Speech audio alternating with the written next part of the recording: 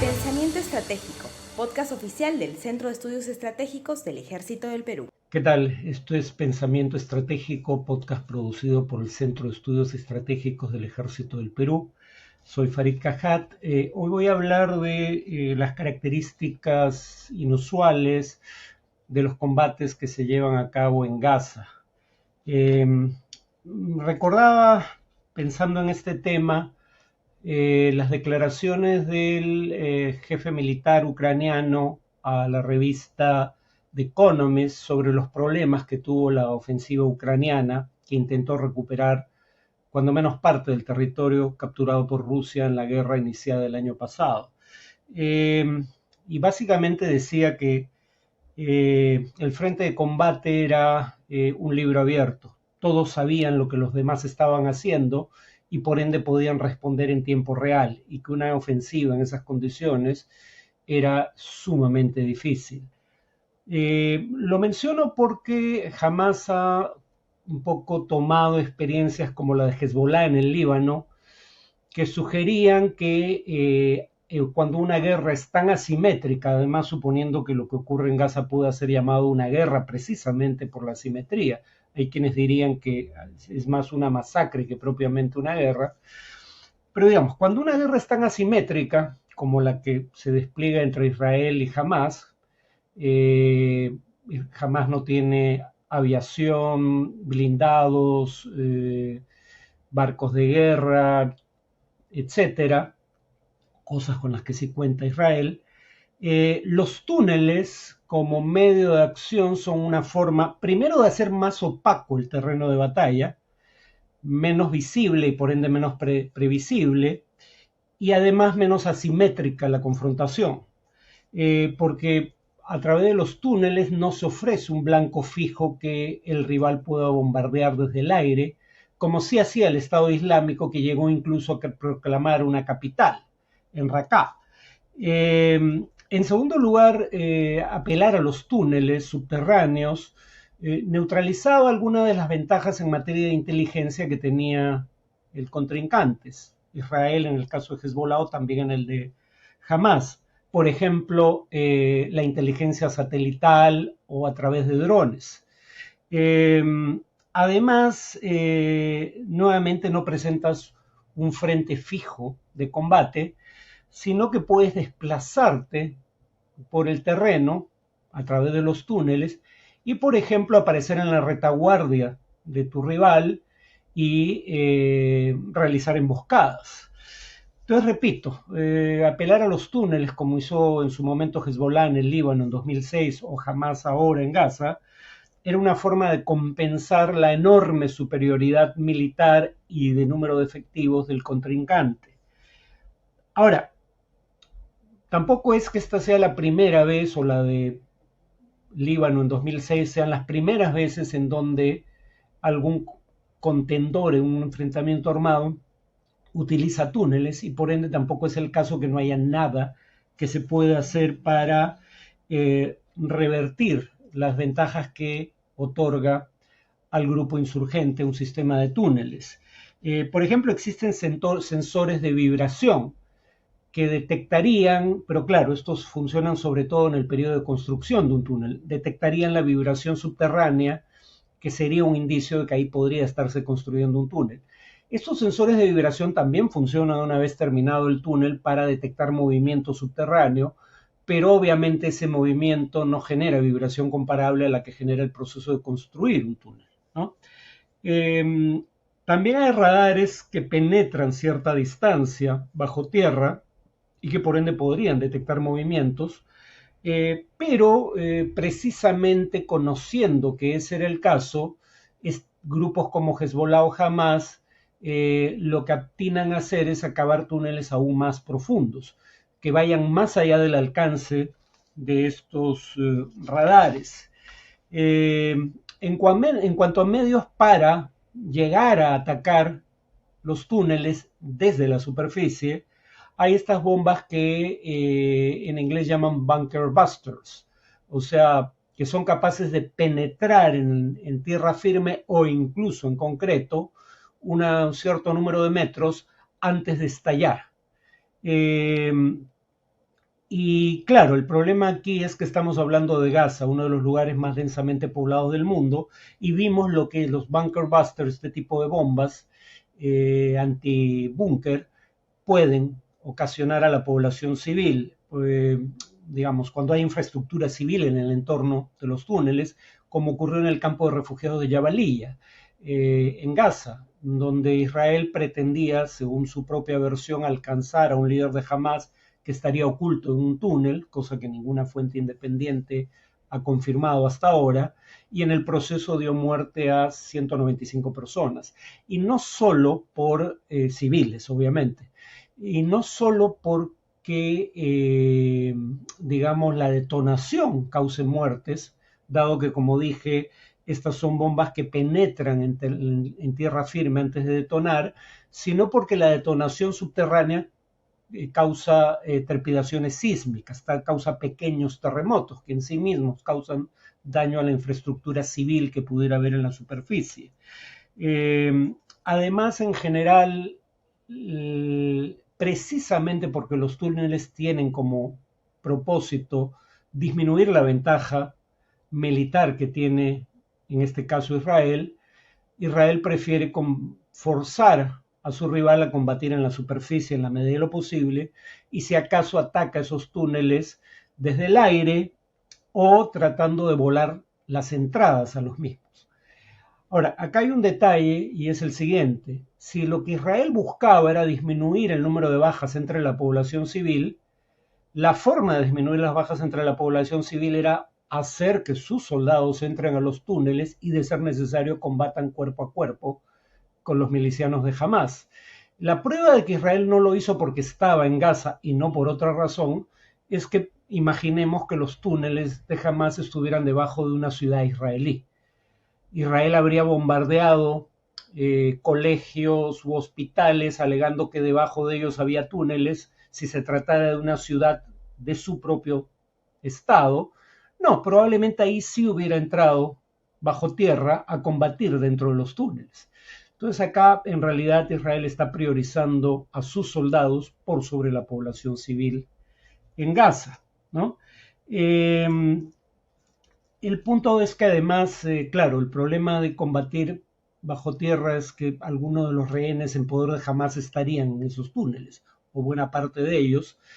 Pero claro, también podría decirse que Israel lo que quiere enviar como mensaje a Hamas es que los rehenes no les van a dar ninguna protección adicional, porque está atacando los túneles donde podrían estar los rehenes con el riesgo obvio de causarles daño o muerte también a ellos. Entonces, un poco el argumento aquí es, los rehenes no te van a servir como medio de negociación o forma de neutralizar los medios a los que podría apelar Israel en el combate contra Hamas. Y los túneles hacen que algunas de las cosas que señala el gobierno israelí pierdan sentido. Por ejemplo, cuando dice que ya tiene rodeada la ciudad de Gaza. Bueno, lo relevante, dado que estamos hablando de un rival que pelea desde túneles subterráneos, sería decir que tienes rodeado el sistema de túneles y controlas las entradas a los mismos, cosa que no es el caso, ¿no? Porque estamos hablando de, según la propia inteligencia israelí, unos 500 kilómetros de este sistema de túneles subterráneos. Entonces, controlar la superficie no dice nada sobre tu capacidad de acción bajo tierra. Algunos en el momento hablaron de cosas como inundar los túneles, pero uno está el tema de los rehenes, pero sobre todo dos, precisamente por ese tipo de acción contra un sistema de túneles, es que estos túneles suelen tener distintos niveles. Entonces el agua puede cubrir un nivel, pero no necesariamente el nivel inmediatamente superior. Y bueno, la diferencia, sin embargo, entre lo que ocurre en Gaza y lo que ocurrió en el Líbano en 2006, aparte del hecho que Gaza ya era un territorio cercado físicamente por aire, mar y tierra por Israel, cosa que no era el caso en el Líbano, y por ende Hezbollah tenía mucha mayor libertad de movimiento y capacidad de recibir abastecimiento de países como Irán. Por eso se habla de un castigo colectivo contra la población civil, porque Gaza continuaba cercada por Israel. Además de esa desventaja que tiene Hamás, está el hecho de que ahora Israel no se propone degradar la capacidad militar de Hamás, sino destruirla por completo en la medida en que tal cosa sea posible. Y entonces eso implica que va a tratar de destruir la mayor cantidad de esos túneles posibles. Ahora, lo que era inverosímil desde un inicio era el alegato israelí de que Hamás tenía un cuartel general debajo del hospital más grande de Gaza, Al-Shifa, y claro, había mostrado un video que parecía sugerir que había una cadena enorme de túneles a distinto nivel debajo del hospital. Ahora que el hospital ha sido tomado por Israel, queda claro, hasta donde se puede ver, que esos túneles no existían. Pero en todo caso no era verosímil creer que jamás tuviera tal cosa como un centro de comando y control fundamental debajo del hospital. Eh, Primero, nuevamente, por algo que dijimos respecto a ofrecer blancos fijos sobre el terreno. Este no sería un blanco fijo sobre el terreno, pero sería un blanco fijo debajo del terreno. Y eso es algo que prefieres no ofrecer, un blanco fijo, cuando tu rival tiene una superioridad militar enorme y podría bombardear ese blanco, aunque esté bajo tierra. De hecho, además, conociendo experiencias previas, dada la enorme superioridad tecnológica israelí, era de suponer que Israel iba a poder cortar las comunicaciones entre las distintas unidades del movimiento armado de Hamas en las primeras etapas de, por lo menos, comunicación electrónica, en las primeras etapas de los enfrentamientos, y precisamente por eso este tipo de organizaciones tienen una estructura flexible en donde las unidades que la componen tienen la mayor autonomía posible para seguir siendo capaces de operar en caso de perder toda conexión con una dirección central. Entonces, no era verosímil creer que jamás tuviera tal cosa como un cuartel general o base permanente en un lugar fijo en el territorio. El ala militar de Hamas, las brigadas Al-Qassem, no operan de esa manera. Finalmente voy a hacer alguna mención al tema de los blancos civiles en tiempos de guerra, porque Israel alega, falsamente hasta donde se puede ver en el caso del hospital Al-Shifa, que Hamas tiene centros de comando y control debajo de infraestructura civil como colegios y hospitales.